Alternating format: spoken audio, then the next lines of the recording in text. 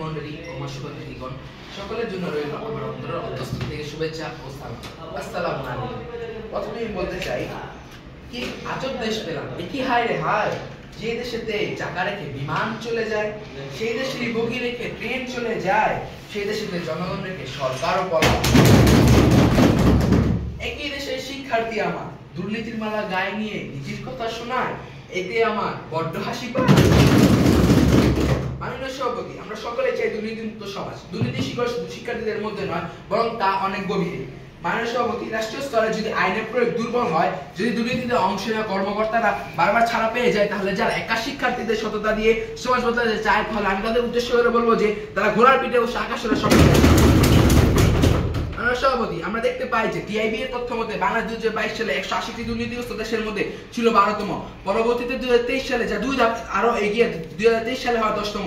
এরপর 11 ফেব্রুয়ারি 2025 সালে টিআইবি নির্বাহী পরিচালক ইফতেখারুজ্জামান স্যারের এই তথ্য তুলে ধরেন যে 2025 সালে বাংলাদেশ দুর্নীতির মধ্যে ছিল 14তম।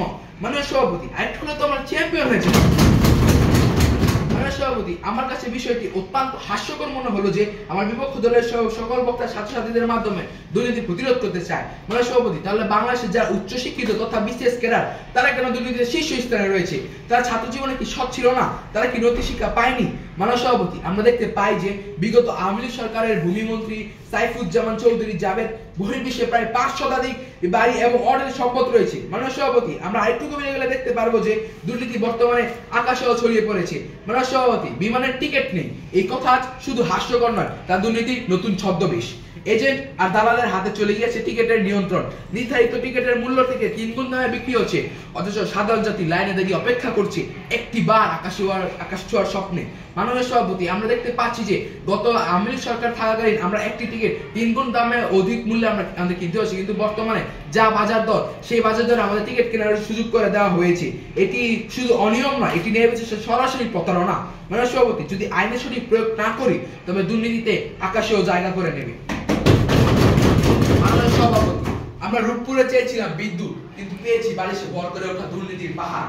মাননীয় সভাপতি, যেখানে একটি বালিশ কিনতে খরচ হয় 5,957 টাকা এবং এর পরিবহন খরচ ছিল 760 টাকা, এটা কি উন্নয়ন নাকি উন্নয়ন নামে ছিল? এটাই প্রমাণ করে আইন যখন ঘুমায়, দুর্নীতি তখন রাজত্ব করে। যদি দুর্নীতির বালিশে আমরা চুপ করে ঘুমাই, তবে একদিন ন্যায় বিচার চিরতরে শ্বাসরুদ্ধ হয়ে যাবে। মাননীয় সভাপতি, আমি আমার বিপক্ষ দলের বন্ধুদের বলতে চাই যে এই যে বিগত ডিসেম্বর মাসে বার্ষিক পরীক্ষায় তারা কি বুকে হাত রেখে বলতে পারবে সে তার পার্শ্ববর্তী বন্ধু থেকে একটি এমসিকিউ, একটি এক মার্কের প্রশ্ন তারা দেখে লেখেনি? হ্যাঁ, তাহলে তার মধ্যেই বা নৈতিকতা কোথায়? সে একটি মাত্র মার্ক পাওয়ার জন্য সে দুর্নীতিতে এগিয়ে চলেছে। তার ঠিক তেমনি যখন তারা কর্মস্থলে চলে যায়, সরকার উচ্চপদস্থ কর্মকর্তার আর্থিক মোহ তাদের দুর্নীতিকে ধাবিত করে। মানে সভাপতি, আমরা দেখতে পাই যে 2000 সাল হতে আজ পর্যন্ত প্রায় শতাধিক বার বোর্ড প্রশ্ন ও বিশেষ ও সরকারি চাকরির প্রশ্ন পাস হচ্ছে। আজ এক আবেদনী হতে হাজারো আবেদনী জন্মগ্রহণ করছে। আজ যারা প্রশ্ন পাস করছে, তাদের মধ্যে কি নৈতিক শিক্ষা নেই? মানে সভাপতি, আজ তাদের বিরুদ্ধে আইনের সুষ্ঠু প্রয়োগ করা হতো, তাহলে তাদের এই দুর্নীতি আজ বন্ধ করা সম্ভব হবে। আর মাননীয় সভাপতি, আজ থেকে প্রায় 1 বছর পূর্বে আমরা দেখতে পাই এক সৎ দরবেশ বাবার গল্প, যিনি কিনা প্রকাশ্যে 6,000 কোটি টাকা এবং গোপনে 20,000 কোটি টাকা আত্মসাৎ করেছেন, এবং তারাই আমাদেরকে নৈতিকতার কথা বলে। এই যেন হয়ে গেল ভূতের মুখে রাম। সভাপতি, আজ তাদের জন্য আমাদের দেশে ডলার ক্রাইসিস দেখা যাচ্ছে। সভাপতি, আজ আমাদের দেশে আইন রয়েছে, কিন্তু আইনের সুষ্ঠু প্রয়োগ নেই। আজ যদি আইনের সুষ্ঠু প্রয়োগ থাকতো, তাহলে হাজারো দরবেশ বাবা, হাজারো আবেদনী তৈরি হতো না। কিন্তু বিভক্ত দলের বন্ধুরা ছাত্রছাত্রীদের সততার মাধ্যমে দুর্নীতি প্রতিরোধ করতে চায়। তারা কি জানে বাংলাদেশে কত শতাংশ ছাত্রছাত্রী রয়েছে, এবং যারা ছাত্রছাত্রী নয় তাদের মাধ্যমে তারা দুর্নীতি প্রতিরোধ করবে কিভাবে? মাননীয় সভাপতি, এই বলে আমি আমার বক্তব্য শেষ করছি। সকলকে ধন্যবাদ। মাননীয় সভাপতি, আমাকে আমার মূল্যবান বক্তব্য প্রদানের সুযোগ করে দেওয়ার জন্য। মাননীয় সভাপতি, আমাদের আজকের বিতর্কের বিষয়টি হচ্ছে ছাত্রছাত্রীদের মাঝে সততা ও নিষ্ঠাবোধ জাগ্রত করা না হলে দুর্নীতি প্রতিরোধ করা সম্ভব নয়। সংগত কারণেই আমি এবং আমার দল এর বিপক্ষে অবস্থান করছি। দুর্নীতি দার্শনিক, ধর্মতাত্ত্বিক, নৈতিক দৃষ্টিকোণ থেকে কোন আদর্শের নৈতিক, আধ্যাত্মিক অসাধুতা ও বিচ্যুতিকে নির্দেশ করে। বৃহৎ পরিসরে ঘুষ প্রদান, সম্পত্তির আত্মসাৎ এবং সরকারি ও রাজনৈতিক ক্ষমতার অপব্যবহারের মাধ্যমে ব্যক্তিগত স্বার্থ চরিতার্থ করা অন্তর্ভুক্ত। দুর্নীতি শব্দটি যখন বিশেষণ হিসেবে ব্যবহৃত হয়, তখন সাংস্কৃতিক অর্থে সমূলে বিনষ্ট হওয়াকে বোঝায়। মাননীয় সভাপতি, দুর্নীতির অন্যান্য খাতগুলোর মধ্যে ব্যবসায়িক খাত অন্যতম, যার জন্য হয়রানি হতে হয় অনেক ক্রেতাদের, কারো পৌষ মাস তো কারো সর্বনাশ। মাননীয় সভাপতি, আমরা 2023 সালের দিকে যদি যাই, তাহলে ব্যবসায়ী শ্রেণীর নীতিহীনতা তা সমাজে দুর্নীতির বিস্তার ঘটিয়েছে। অতিরিক্ত মুনাফা লোভে তারা নিয়ম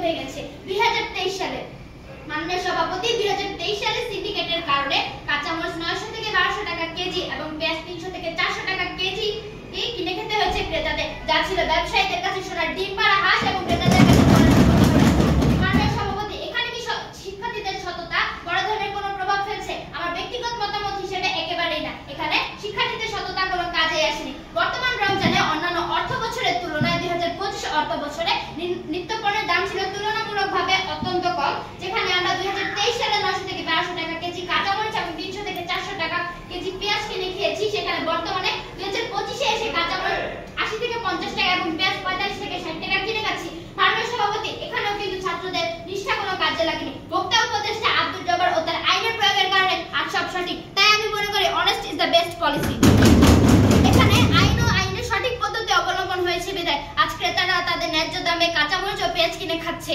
ইলেকট্রনিক প্রিন্ট মিডিয়া ও সংবাদকর্মী বা সংবাদ মাধ্যম যদি সৎ না হয় এবং সংবাদ মাধ্যম যদি পক্ষপাত দুষ্ট হয়, মিডিয়া যদি দুর্নীতিকে প্রকাশ না করে, তাহলে দুর্নীতি চলতে থাকবে। মাননীয় সভাপতি, 24-এর গণঅভ্যুত্থানে আমরা দেখতে পেয়েছি কোন ইলেকট্রনিক প্রিন্ট মিডিয়া, কোন সংবাদ মাধ্যম, কোন খবরের কাগজে কোন দেশের খবর তুলে আসেনি। মাননীয় সভাপতি, কিছু মিডিয়া, যার মধ্যে যমুনা টিভি, সকল সত্য নিউজ ও তাদের চ্যানেলে পত্রিকায় তুলে ধরেছেন এবং জনগণের পাশে ছিলেন।